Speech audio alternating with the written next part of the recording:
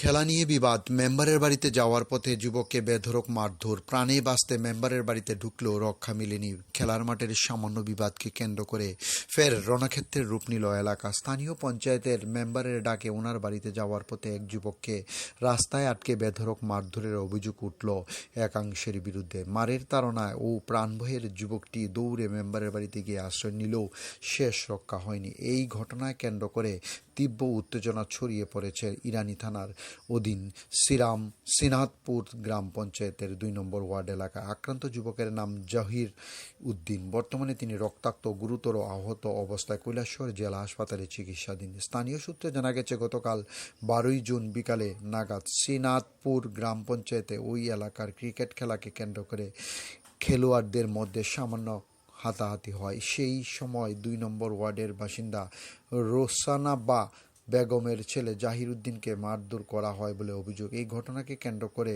গতকাল ইরানি থানায় একটি লিখিত অভিযোগ দায়ের করা হয়েছিল। ডিওর রিপোর্ট, খোয়াই টাইমস বাংলা।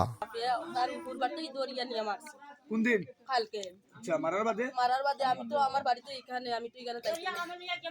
দরিয়া নিচে তার বাড়ির সাইডে নিয়ে হিনে খুব মাছ খারাপ বেড় দি বাড়ি আছে।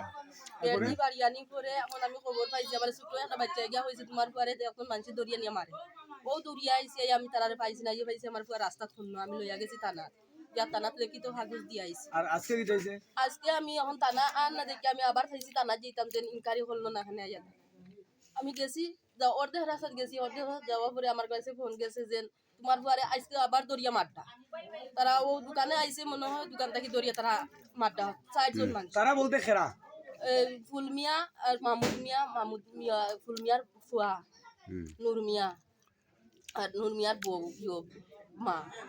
আমি এখান থেকে ফিরিয়ে আইসি, আওয়ার পরে এখন আমি আইয়া যেমনি মাঝে পড়ছি আমারে ফেলাই তারা মারছে। আমার বাচ্চা আইয়া পাইছি এখানে অজ্ঞান ফেলাই রাস্তা আমসারও আইসে।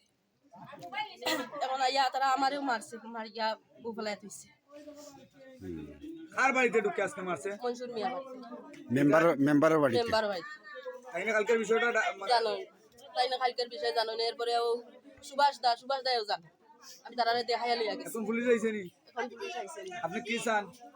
আমি সুস্থ বিচার চাই।